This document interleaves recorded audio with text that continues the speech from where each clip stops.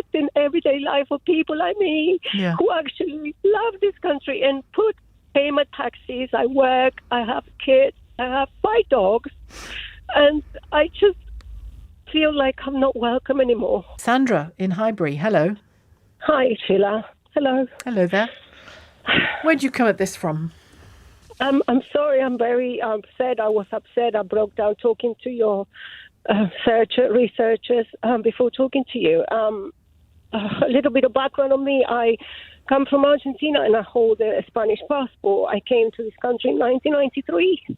Right. I was 22 years old and I was given my first unlimited remain to stay in the country on 96. And then I formed my family. I love this country so much. I always proud to say this is the place in the world that I chose for myself. And then I have a daughter, and she's 23. And now, after Brexit, I was actually asked to send all my paperwork again to get, after being given unlimited to remain. Remain.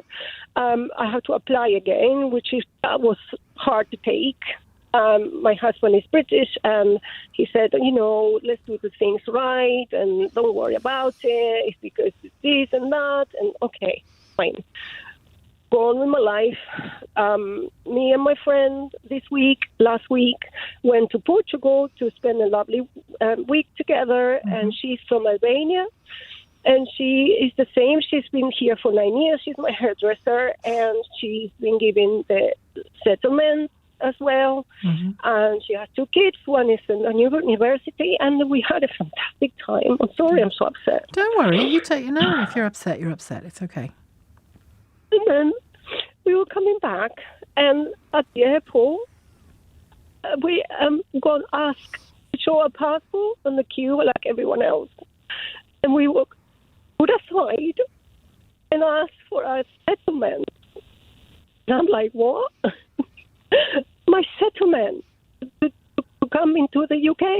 And I'm like, I've been in the UK for 30 years. You should see my legal passport and say, welcome home.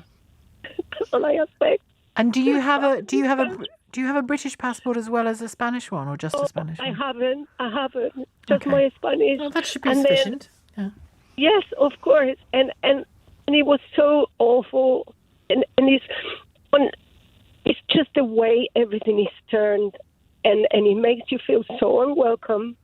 I feel like I'm trapped in this country now, and it just feels so bad. I wanted just to put it out there that her language, this government language, is not just affecting, and it's just not racist. It's affecting everyday life of people like me who actually love this country and pay my taxes. I work. I have kids. I have 5 dogs, and I just feel like I'm not welcome anymore. Honestly, it does feel like this. Well, you are welcome, Sandra. Certainly, I know that I welcome you. As you know, Thank you. It feels like it's too late to welcome you. You've been here that long. What happened on the day then? Did you have that paperwork with you, or? Fortunately, my friend was so patient. I was in a rage. I didn't even want to show anything, and my friend is like, look, let's look at our emails. We might have it set aside. And she was so sweet. And it's not spoil the holiday. And then we had it. We had it on our email. Right. And that was it. And that's back. Just what, a document that says you have leave to remain. Successful. Yes. And how long did that take? How long did that process at the airport take? We delayed the flight for about 40 minutes. Well, you didn't. They did. Well, yes, of course.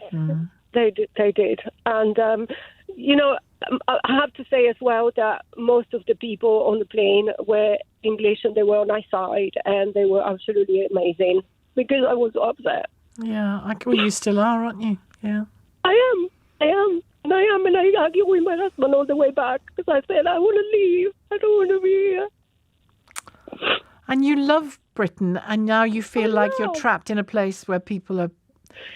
All my friends are from here. My God, kids. I mean, I built my life. I'm 53 now. I live, ever thinking, I want to go, but where do I go? I start again? Why? No. Why would I? But you don't have to go. You don't have to go, and you don't want to go, really, do you, Sandra? Because of your family here and your life here. I don't want to, because when you emigrate and you leave your family behind, it's very difficult to feel included. Yeah, it's a task. You work so hard to maintain those links. Yeah. Yes, and then for someone, everything turns so sour so quickly. And that is... People make certain comments the day after Brexit they think they're allowed to say, and they're not really. And this has never happened to you before at an airport? Never happened to me. No. Well, let's hope it never happens again. You know what, Sheila? It happened, and that only matters to me. Yeah. At the moment. Oh, Sandra, I'm so sorry. It's a show that I would argue that an airline, once you show your legal passport, it's not immigration, it's not the Home Office. They shouldn't have the right to make you feel like this. Why is it? And it's because the government is putting these things in place.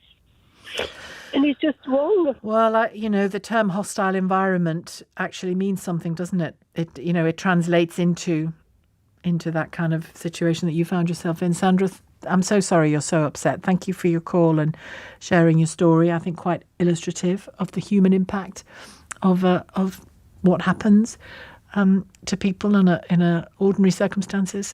James in Tower Hamlets, hello. I don't understand what is racist about having laws. If, the law is that you have to have a valid travel document. You have to be able to show that when you arrive here, you have the right paperwork. No. She didn't have the right paperwork. Which one are we talking about? Sorry, which case are we talking about? Sandra's case, okay. So, it's her fault. She should have had the necessary paperwork with her. But hang on, James. It's never happened to her before in the 30 years she's lived here. She's only ever needed her passport, same as you and me. The law changed. Did it? Yeah, it did. You had Brexit. The law changed. And meant what? And if the law changed, so now even do you think every European is stopped on their way in? Well, they ought to be. That's what passport control is for. That's the whole point. We have immigration laws that were passed by our parliament. No, James. We have laws. I travel all over the world from time to time. I haven't for a while, but I do. You I'm sure, have travelled. We don't always have to prove our immigration status when we travel around Europe, do we? Well, even post-Brexit, we don't.